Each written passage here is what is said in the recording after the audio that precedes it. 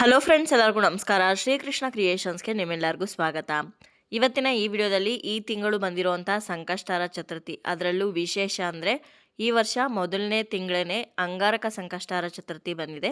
ಹಾಗಾಗಿ ಅಂಗಾರಕ ಸಂಕಷ್ಟಹರ ಚತುರ್ಥಿ ಯಾವ ದಿನಾಂಕದಂದು ಬಂದಿದೆ, ಹಾಗೆ ಯಾವ ಸಮಯದಲ್ಲಿ ಪೂಜೆ ಮಾಡಬೇಕು, ಈ ಅಂಗಾರಕ ಸಂಕಷ್ಟಹರ ಚತುರ್ಥಿಯ ವಿಶೇಷತೆ ಏನು, ಈ ಅಂಗಾರಕ ಸಂಕಷ್ಟಹರ ಚತುರ್ಥಿಯನ್ನು ಆಚರಣೆ ಮಾಡೋದ್ರಿಂದ ಏನೇನು ಪ್ರಯೋಜನಗಳಿವೆ ಅಂತಲೂ ಕೂಡ ತಿಳಿಸ್ಕೊಡ್ತೀನಿ.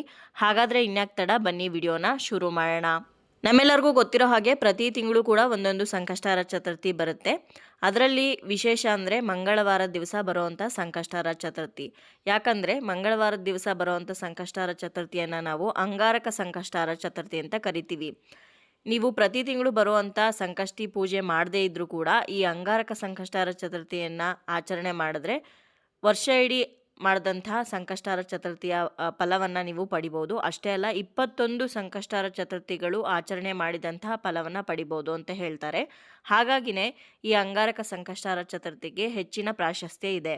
ಇನ್ನು ಈ ವರ್ಷ 2026ರಲ್ಲಿ ವಿಶೇಷ ಅಂದರೆ ಅಂಗಾರಕ ಸಂಕಷ್ಟಹರ ಚತುರ್ಥಿ 3 ಸಲ ಬಂದಿದೆ. ವರ್ಷದಲ್ಲಿ ಅಂಗಾರಕ ಸಂಕಷ್ಟಹರ ಚತುರ್ಥಿ ಒಂದು ಸಲ ಬರೋದೇ ಅಪರೂಪ. ಅದರಲ್ಲಿ ಈ ವರ್ಷ 3 ಸಲ ಬಂದಿರೋದು ಇನ್ನೂ ವಿಶೇಷ ಅಂತ ಹೇಳ್ಬೋದು. ಅದರಲ್ಲೂ ಮೊದಲನೇ ತಿಂಗಳೇ ಬಂದಿದೆ. ಹಾಗಾದರೆ ಬನ್ನಿ, ಈ ವರ್ಷ ಮೊದಲನೇ ತಿಂಗಳು ಅಂದರೆ ಜನವರಿಯಲ್ಲಿ ಬಂದಿರೋವಂಥ ಅಂಗಾರಕ ಸಂಕಷ್ಟಹರ ಚತುರ್ಥಿ ಯಾವತ್ತು, ಯಾವ ಸಮಯದಲ್ಲಿ ಪೂಜೆ ಮಾಡಬೇಕು ಅಂತ ತಿಳ್ಕೊಳ್ಳೋಣ.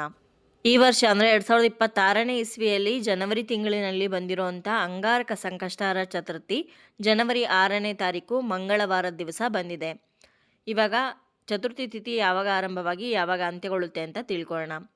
ಸಂಕಷ್ಟಹರ ಚತುರ್ಥಿಯ ಚತುರ್ಥಿ ತಿಥಿ ಆರಂಭವಾಗುವಂಥದ್ದು ಜನವರಿ 6ನೇ ತಾರೀಕು ಮಂಗಳವಾರದ ದಿವಸ ಬೆಳಗ್ಗೆ 8 ಗಂಟೆ 1 ನಿಮಿಷಕ್ಕೆ ಆರಂಭವಾಗಿ ಜನವರಿ 7ನೇ ತಾರೀಕು ಬುಧವಾರದ ದಿವಸ ಬೆಳಗ್ಗೆ 6 ಗಂಟೆ 52 ನಿಮಿಷಕ್ಕೆ ಅಂತ್ಯವಾಗತ್ತೆ.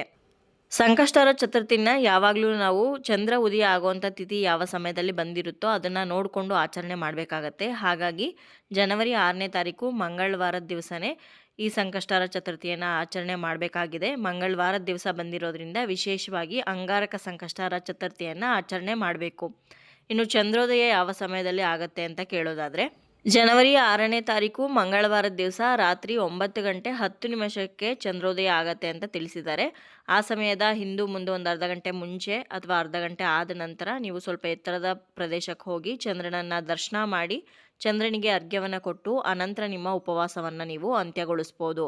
ನೀವೇನಾದರೂ ಪ್ರತಿ ತಿಂಗಳು ಸಂಕಷ್ಟಹರ ಚತುರ್ಥಿಯ ವ್ರತವನ್ನು ಆಚರಣೆ ಮಾಡ್ತಾ ಇದ್ರೆ ಪ್ರತಿ ತಿಂಗಳು ಯಾವ ರೀತಿ ಮಾಡ್ತೀರೋ ಅದೇ ರೀತಿ ಮಾಡ್ಬೋದು. ಹೊಸದಾಗಿ ಆಚರಣೆ ಮಾಡೋರು ಅವತ್ತಿನ ದಿವಸ ಬೆಳಗ್ಗೆನೇ ತಲೆ ಸ್ನಾನ ಮಾಡಿಕೊಂಡು ದೇವರ ಹತ್ರ ಸಂಕಲ್ಪವನ್ನು ಮಾಡಿಕೊಂಡು ಉಪವಾಸವನ್ನು ಇದ್ದು ವ್ರತವನ್ನು ಆಚರಣೆ ಮಾಡಬೇಕಾಗತ್ತೆ. ಹಣ್ಣು ಅಥವಾ ಹಾಲನ್ನು ಸೇವನೆ ಮಾಡಿ ಉಪವಾಸ ಇರ್ಬೋದು, ಅಥವಾ ಪೂರ್ತಿಯಾಗಿ ನೀರನ್ನು ಮಾತ್ರನೇ ಸೇವನೆ ಮಾಡಿ ಕೂಡ ಉಪವಾಸ ಇರ್ಬೋದು.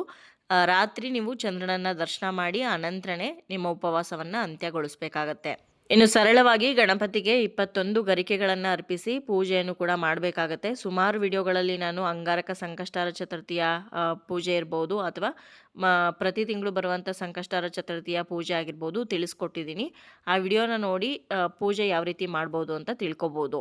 ಸೊ ನೋಡಿದ್ರಲ್ವ ಸ್ನೇಹಿತರೆ, ಇವತ್ತಿನ ಈ ವಿಡಿಯೋದಲ್ಲಿ ಈ ವರ್ಷ ಬಂದಿರುವಂಥ ಮೊಟ್ಟ ಮೊದಲ ಅಂಗಾರಕ ಸಂಕಷ್ಟಹರ ಚತುರ್ಥಿ ಯಾವತ್ತು, ಹಾಗೆ ಯಾವ ಸಮಯದಲ್ಲಿ ಪೂಜೆಯನ್ನು ಮಾಡಬೇಕು, ಚಂದ್ರೋದಯ ಯಾವಾಗ ಆಗುತ್ತೆ ಅನ್ನೋದೆಲ್ಲದನ್ನು ಕೂಡ ತಿಳಿಸ್ಕೊಟ್ಟಿದ್ದೀನಿ. ಇವತ್ತಿನ ಈ ವಿಡಿಯೋ ನಿಮ್ಮೆಲ್ಲರಿಗೂ ಇಷ್ಟ ಆಗಿದೆ, ಉಪಯೋಗ ಆಗಿದೆ ಅಂತ ಭಾವಿಸ್ತೀನಿ.